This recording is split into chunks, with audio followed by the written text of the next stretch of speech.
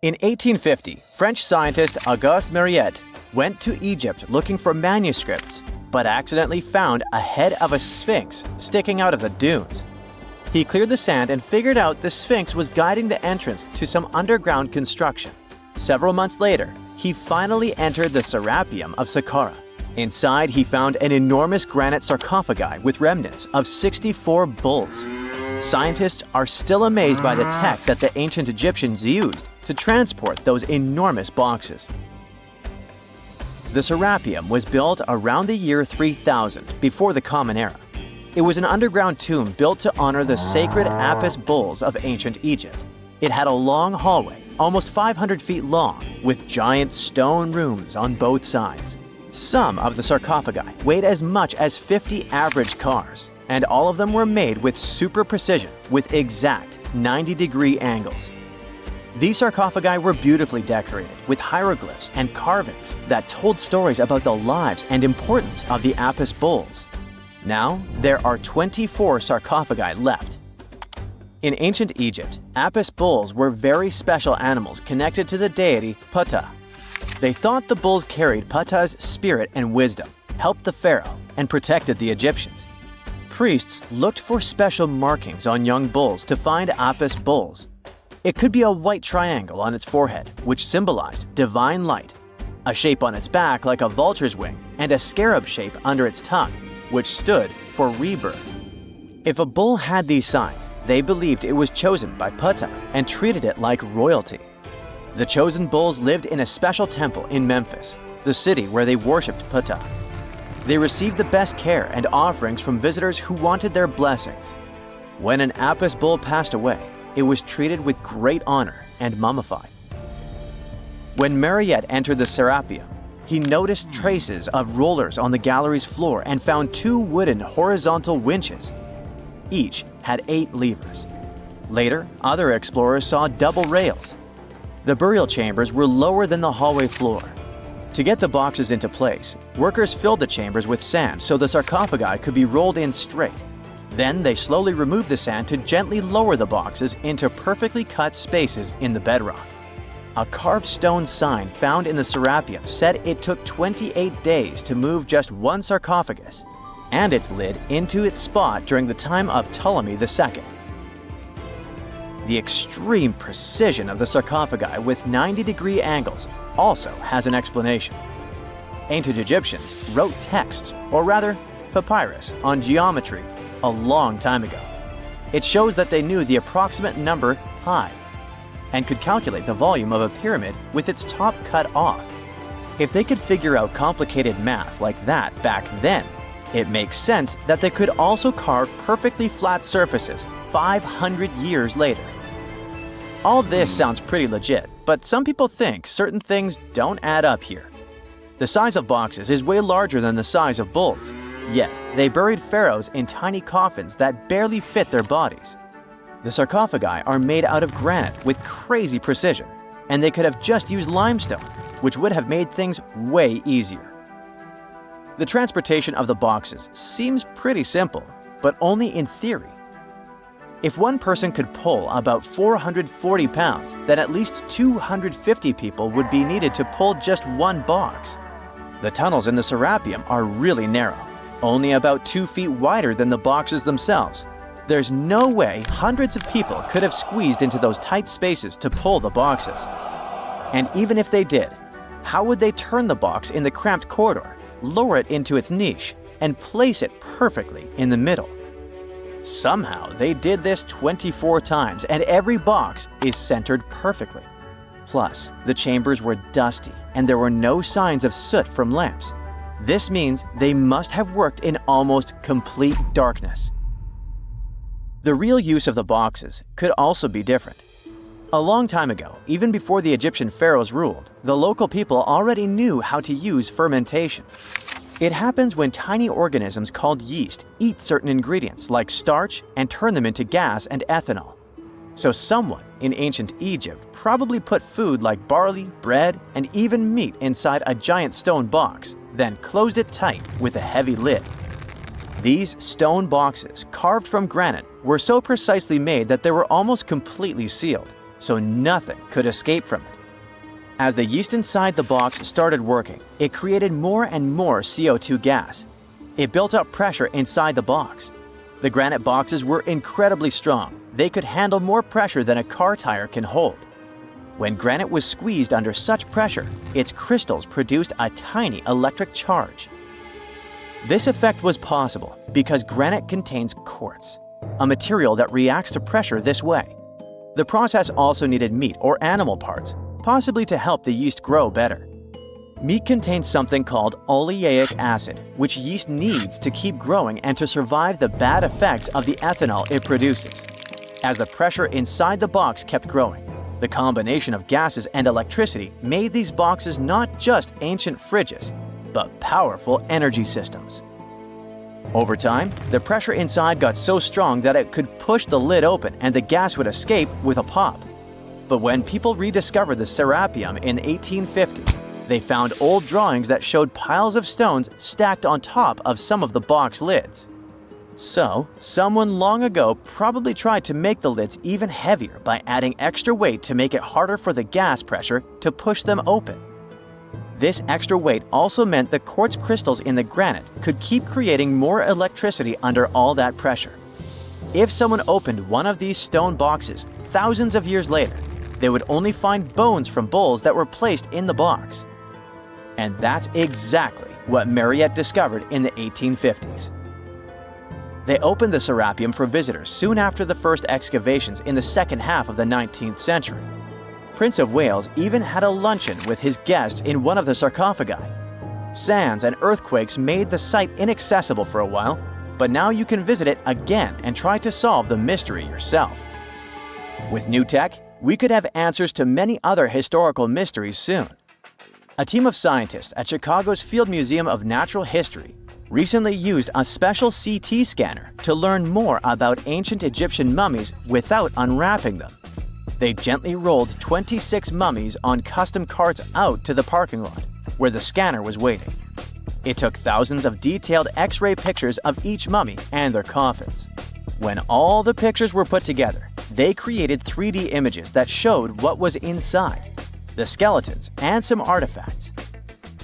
The scientists hope these images will help them understand ancient Egyptian burial practices from over 3,000 years ago. Even though the scanning process only took 4 days, it might take 3 years to study all the data. But scientists were able to learn some personal details about the mummies. One of the most popular mummified individuals at the museum, Lady Cheneta, was a woman who lived in ancient Egypt about 3,000 years ago. It looks like she passed away in her late 30s or early 40s.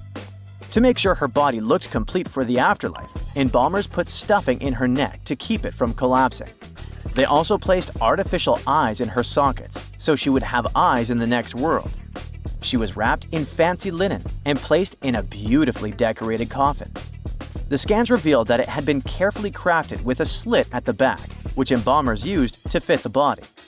There were also some artistic details on the surface, like markings for her knees. It looks like her burial was on the scale of a high-end luxury car. It turns out that the Great Pyramid of Giza is even more advanced than we thought. It can handle earthquakes with magnitudes of at least 6.8, and that's a big one. During powerful quakes, while nearby buildings were collapsing to the ground in ruins, the pyramid just absorbed the shaking and stayed standing. Was there a secret mechanism that helped it? More than 4,500 years ago, ancient Egyptians built one of the heaviest structures in human history, the Great Pyramid of Giza. Pharaoh Khufu ordered its construction around 2500 BCE, and it took about 26 years to finish. Workers dragged and stacked more than 2.3 million stone blocks, and some of them weighed several tons each. The finished pyramid was about 480 feet tall. It's just a bit lower than the Ritz Tower in Manhattan, which reaches 541 feet. But that might not even be the most shocking part. The pyramid was likely built to handle earthquakes. Recently, researchers from Egypt and Japan decided to study how vibrations move through the pyramid. Now, the pyramid is over 4,600 years old, so they didn't want to shake it on purpose and risk damaging it. But they still managed to test about 40 different spots inside and around the giant structure with the help of special equipment called highly sensitive accelerometers. Their tools measured tiny waves moving through stone. Ultimately, it could help them figure out what would happen if the ground started shaking. It turns out that instead of concentrating all the force of vibrations in one place, the pyramid spreads the energy through the structure. In simple words, it behaves like a giant shock absorber. The vibrations weaken while moving through the pyramid, instead of building up and cracking it apart. Egypt has been shaken by earthquakes many times over thousands of years. Some of them were strong enough to wreck entire parts of Cairo. And while some nearby buildings were badly damaged or completely destroyed, the Great Pyramid is still standing. Scientists say that the structure is incredibly balanced. The huge weight is distributed so evenly that the pyramid remains stable even when the ground moves underneath it. The shape helps too. A pyramid pushes weight downward and outward, and this makes it harder for its parts to collapse inward. For example, in 1992, a massive earthquake hit Egypt. It had a magnitude of 5.9, and its epicenter was about 20 miles southwest of Cairo. It damaged or destroyed more than 129,000 buildings. Old tombs near the Valley of the Kings had to be reinforced so they wouldn't collapse. But the Great Pyramid didn't really care, having lost just one stone. One big reason is the pyramid's design. Its base is enormous, more than 755 feet wide. That wide bottom helps spread out force and keeps the structure stable during shaking. The pyramid is also extremely symmetrical. This helps balance pressure from all sides. Plus, underneath, there's solid bedrock that acts like a super strong foundation. Then, there are the blocks themselves. Ancient builders used huge limestone blocks that lock together like giant puzzle pieces. During an earthquake, such a structure can absorb and spread vibrations. It won't crack apart right away. The Great Pyramid wasn't Egypt's first attempt at pyramid building. Earlier rulers had already been experimenting for many generations. For example, more than 100 years before Khufu, Egyptians built the step pyramid at Saqqara. Instead of having smooth sides, it looked like giant stone stairs. Later, Khufu's father started building larger pyramids with smooth outer sides, much closer to the famous pyramids we know today. Over time, Egyptian builders kept learning what worked and what failed. Yep, some later pyramids tried cheap shortcuts. One pyramid used part of a natural hill to save materials. But that made the structure less stable because fewer blocks locked together. Another pyramid, called the Black Pyramid, was built mostly from mud bricks. True, it was cheaper, but also much weaker. No wonder it aged horribly. Rain and erosion slowly destroyed the structure. Some of those later pyramids eventually collapsed completely. But let's get back to the Great Pyramid and its earthquake survival skills. Scientists actually went inside it and measured its vibrations. They studied places like the King's Chamber, the Queen's Chamber, underground tunnels, and hidden rooms above the King's Burial Chamber. They found out that the entire pyramid vibrated almost perfectly evenly from one stone block to another. It means that the whole construction moves together as one giant object instead of shaking apart in different directions. And that's the most important thing during an earthquake.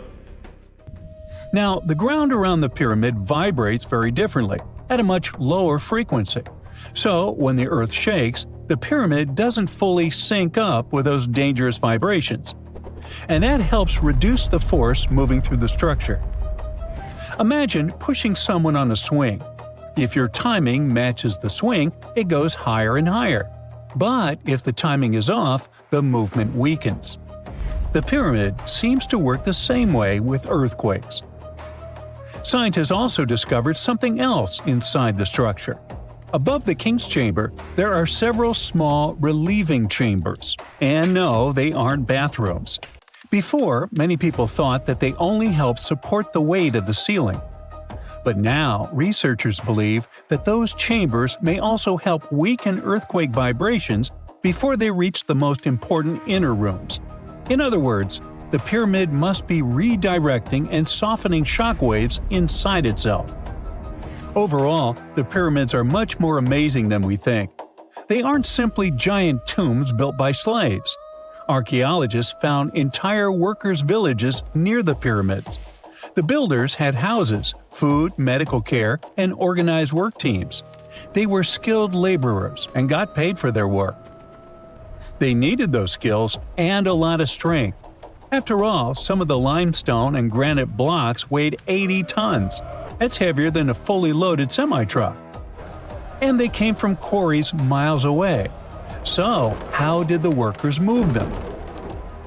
Well, one theory claims that they used wooden sleds moving on wet sand, or probably there were special lubricated paths. So far, we haven't figured this mystery out yet. The pyramids also look completely different back then. Today, they look kind of rough and dusty, but originally, they were covered in smooth white limestone. It was polished so brightly that the sunlight reflected off the pyramids like mirrors. Inside the Great Pyramid, the temperature stays close to 68 degrees Fahrenheit almost all the time, even when the desert outside gets scorching hot during the day and freezing at night. The massive stone walls work like giant insulation. The Great Pyramid also lines up almost perfectly with north, south, east, and west. That means the ancient Egyptians understood astronomy better than most people think. The pyramid might have even been an observatory, not just a tomb. Now, there's another mystery of the Great Pyramid: hidden chambers. Using thermal cameras and muon radiography, researchers have detected empty spaces inside the pyramid. But we can't reach them yet, so no one knows what's in there. Of course, there are theories: secret rooms, lost knowledge, hidden chambers, or something that could change how we see the pyramid completely. Because the strange part is, even though the pyramids are supposed to be tombs, no one has ever found a mummy inside the Great Pyramid. The whole complex is huge. Giza isn't just 3 pyramids. There are smaller satellite pyramids, temples, worker villages, and long walkways connecting everything. The whole area shows how much planning went into these structures and how important they were to the ancient Egyptians. And the math involved is cool too. The Great Pyramid's base covers about 13 acres, and if you take the perimeter of the pyramid and divide it by the height, you'll get roughly 3.1416. That's pi. The ancient Egyptians managed to do it without modern tools, and scientists still don't understand how. Then, there's the alignment with the stars. Some researchers have proposed that the 3 main pyramids at Giza line up with the 3 stars in Orion's belt. If it's true, that might not be an accident. The ancient Egyptians believed that their pharaoh's souls would rise to the sky through that constellation. Secant, cosine, tangent, sine, 3.14159. Yeah, that was the cheer we heard coming from the trigonometry club back in the day. For the rest of us in math class, terms such as sine, tangent, and pi were just bewildering. Who invented these and why? Was their only purpose to make it harder for students? Well, not quite. Trigonometry was invented by the ancient Egyptians. They needed this knowledge to construct pyramids, and they did a pretty good job too. The Great Pyramid in Giza still stands today, some 4,500 years after it was built. No recalls either. So let's get out of that classroom and on a journey through time to reveal the secrets behind the ancient Egyptians' precision. Here you are, standing on the Great Pyramid's construction site, some 9 miles from Cairo. Well, the city still isn't there, as you're surrounded only by the desert and teams of construction workers. They're transporting large stone blocks weighing 2.5 tons each. They're inside a wooden sled that sits on large rollers. A crew of 8 men rolls these blocks along the ground. You immediately think of the rollers on a supermarket cash register. The principle is exactly the same, but the scale is greater, much greater. Scientists estimate that the Egyptians used 2.3 million such blocks in the Great Pyramid alone. And the block in front of you is one of the lighter ones. The heaviest of them weighed up to 15 tons. But where did all these blocks come from? Most of them originated from quarries around Giza. It's not that impressive, you think, but wait until you hear how ancient engineers transported the granite used in construction over 500 miles to the pyramid. There were no railways or highways back then, but the mighty Nile was always there. Researchers even believe that the Egyptians dug a canal to connect the Nile directly to the pyramid's construction site. All they had to do then was to wait for the flood season to begin, and voila! The rising water levels floated the heavy stone blocks for them. But how did they lift the enormous stones on dry land to stack them up to the top? Did they use oversized cranes? Well, ancient Egyptians worked around this problem, literally speaking. One of the workers is now pointing to the giant ramp going around the pyramid they're building. This is how a mountain road zigzags its way to the top. If the ramp went directly to the top of the pyramid, then workers couldn't pull the stone blocks along it. It would be too steep. Scientists have calculated that 8% could be the maximum incline. So ancient Egyptians just extended the ramp around the pyramid. Again, these are all theories, as the ramp could have been inside the pyramid, as some researchers suggest. The exact building method is still a mystery, guarded by the Sphinx. That's its real name, right? Wrong. As the Great Sphinx is just the statue's alias. You know, the name writers take when they want to hide their true identity, or a singer's stage name. The Sphinx's real name, translated from Egyptian, means Horus in the horizon. That was the name for the Egyptian deity of the sky. The trail of mystery doesn't end there. As a man walks past you with a bucket of paint, he's going to add a touch of color to the Great Sphinx. Researchers found specks of this red color next to its ear. That was some strong paint, as it survived for thousands of years. You are now standing straight in front of the Sphinx. You look up. It's very tall, right? 66 feet to be precise. Now resist the urge to take a selfie. You can do it. Now you notice something else. It looks like the Sphinx is in the center of a giant triangle in the back. That's one side of the Great Pyramid. And no, your eyes are not playing tricks on you. The Sphinx really does sit in the center of the pyramid's lateral face. Here's where math comes in handy. A pyramid has 4 sides, called lateral faces. There's also a 5th face, the base, but that's not visible. It's, wait for it, face down. The Sphinx has one last mystery to reveal: its age. Scientists agree that Pharaoh Khafre built the Sphinx. He ruled after his father, who had built a great pyramid nearby. So both structures were finished around the same time. Let's talk about numbers again. You've heard of Cleopatra, the Egyptian princess described as a woman of great beauty. Hello? She saw the pyramids, but she lived closer to the time of the first iPhone than the time of the people who built the pyramids. Fascinating, right? You can see thousands of people around you. They're working hard to build the pharaoh's tomb. But how many of them are there exactly? One Greek philosopher estimated there were as many as 100,000 workers. Seems like an okay number for such an enormous structure, but it can't be true. Science simply can't back up this number. Egyptologists put the total number of workers at 30,000. And yes, Indiana Jones was one of them, at least on the big screen, but he showed up late. Egyptologists know a lot about the pyramids, but not everything. Not because they don't want to, but because they haven't yet dug up enough evidence. They can only guess how the building process went. First, engineers would arrive to choose the right spot and do the necessary measurements. That's why they needed all that complicated math. Then, it's time for sourcing the material, the large stone blocks I mentioned earlier. When boats deliver them to the site of the future pyramid, workers can finally do their thing. They operated in smaller groups, but there were at least 2,000 of them chiseling and carving away at any given time. Sounds like a typical construction site today? Well, that's because it is, just thousands of years ago.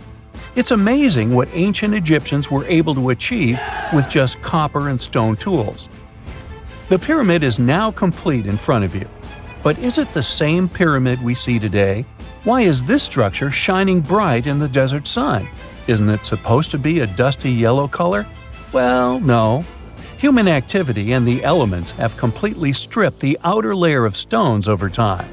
Expert craftspeople polished these blocks using nothing but stone and sand. The end result was a smooth and shiny rock.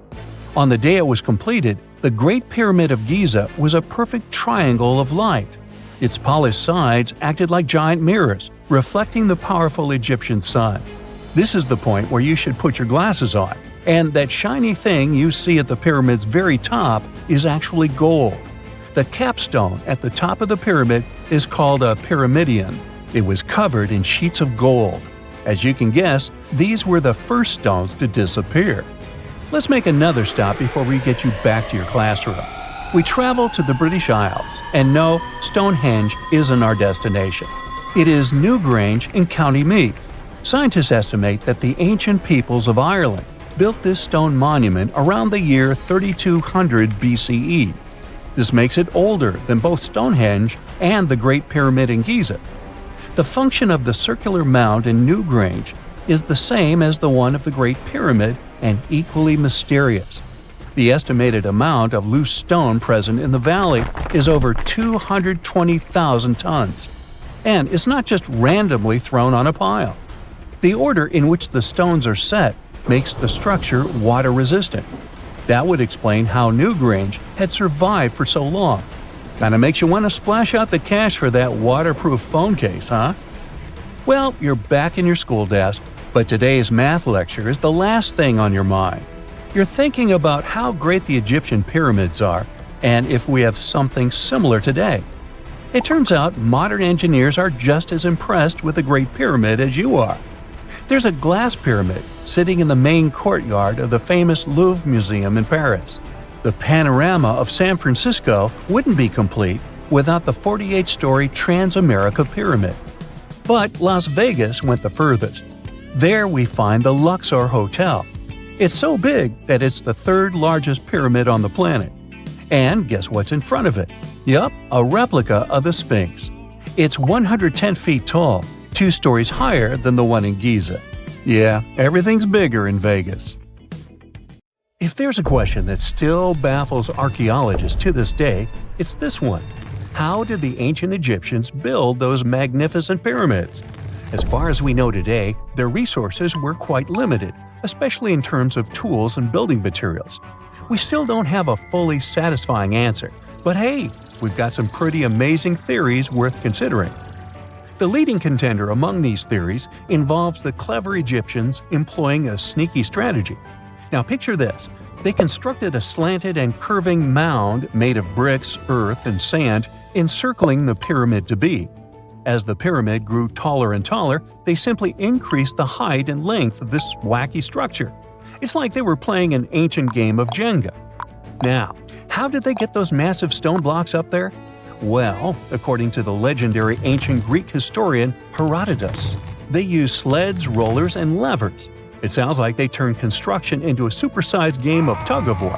And guess what? Herodotus also claimed that the Great Pyramid, the one from Giza, the granddaddy of them all, took a whopping 20 years to build. There's more. Herodotus also dropped a mind-boggling number on us. 100,000 men were supposedly involved in this pyramid extravaganza. Did they hire the entire Egyptian population? Well, it might not be as far-fetched as it sounds. These men were probably mostly farmers, so they probably focused on the pyramids when there wasn't much work to be done in the fields. Like during the flood season of the Nile River. Obviously, specialists in the archaeological community had something to add to this theory. By the late 20th century, they discovered some evidence that suggests the workforce might have been smaller and more permanent than previously thought. Instead of a massive army of 100,000 pyramid builders, They proposed that a modest crew of around 20,000 workers, accompanied by support personnel like bakers, physicians, and even spiritual leaders, could have gotten the job done. There was also this theory that claimed that the pyramids were actually built from the top downward. It suggested that these colossal structures were nothing more than isolated hills used as quarries. The stones were supposedly drawn from these hills, and over time, competing engineers took charge and transformed them into the iconic pyramids we know today. Now, before you dismiss this theory as a wild fantasy, some folks thought it wasn't completely crazy. After all, there are instances where isolated hills exist, so maybe this theory had a tiny glimmer of truth. Whether it involved ramp building or ingenious work schedules, one thing is clear. Those pyramids have definitely left their mark on history and on our imaginations. Now, speaking of ancient Egyptian mysteries, there's this gigantic unfinished obelisk sitting in ancient Egypt, and scientists are trying to figure out how it was shaped. Now, some people suggest that our industrious ancestors used handheld pounders to get the job done. One expert has a different take on the matter, though. He argues that if we take a closer look at the pattern left behind by the shaping tool, we'll notice something peculiar. The walls of the trenches surrounding the obelisk display a neat and even pattern, which is pretty unlikely if they were pounded away by mere mortal hands. According to this expert, those horizontal striations are usually the result of a tool that takes breaks while removing material, leaving its mark on the surface. But wait, there's more. Imagine the tool being rocked back and forth against the trench walls, clearing away the waste to keep the trench from narrowing. Well, in that case, the tool might have left some funky horizontal striations where it was pressed against the sidewall. This sounds like some fancy technology at play, don't you think? And guess what? The dynastic Egyptians probably didn't have access to that kind of know-how. Another famous Egyptologist from way back also uncovered a bunch of core drills during his adventures. Although the actual drill bits are missing, his collection houses these particular core remnants made of limestone, alabaster, and even granite.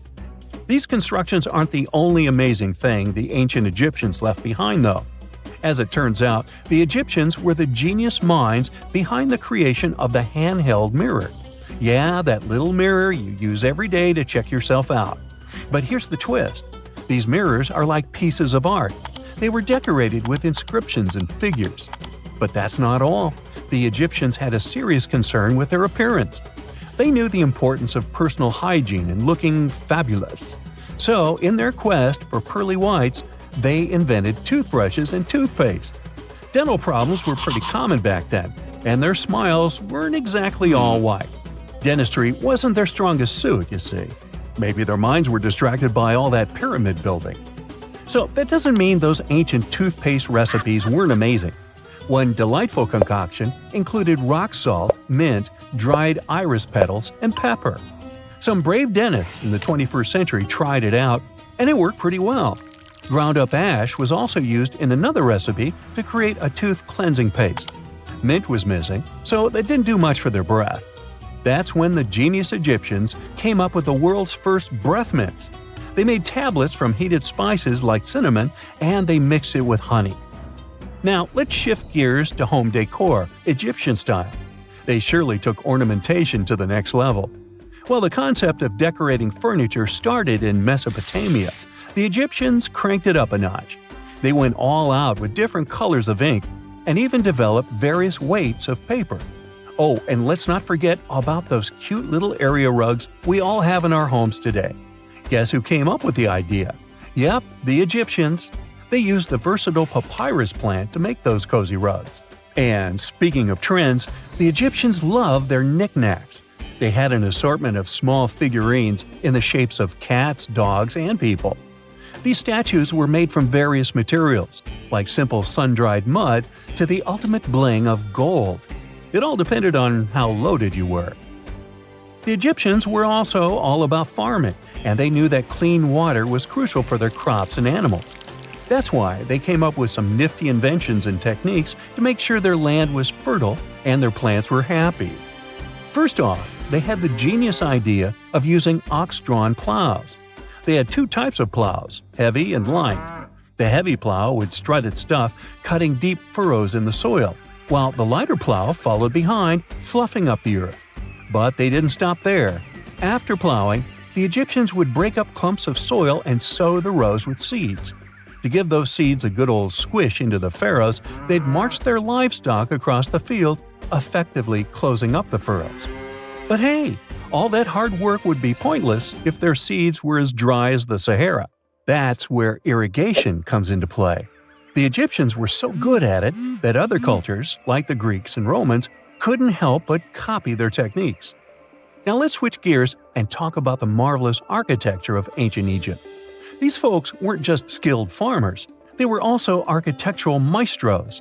They built these fancy canals to carry water to farms and villages, and boy, did they know how to make those canals look pretty. Just imagine strolling along a canal lined with ornate structures. The pharaoh Ramesses the Great was quite the overachiever when it came to construction. One of his mind-blowing creations was the construction located at Abu Simbel. This building was designed so that twice a year, the sun would shine directly into it and illuminate the statues of Ramesses. And let's not forget about the corbelled arch. Without this architectural gem, we'd be missing out on some mind-boggling structures like the Great Pyramid. The Egyptians knew how to make things stand tall and proud, thanks to their engineering and construction wizardry. They built grand halls and inner sanctums that make your jaw drop. And some of these temples doubled as astronomical observatories.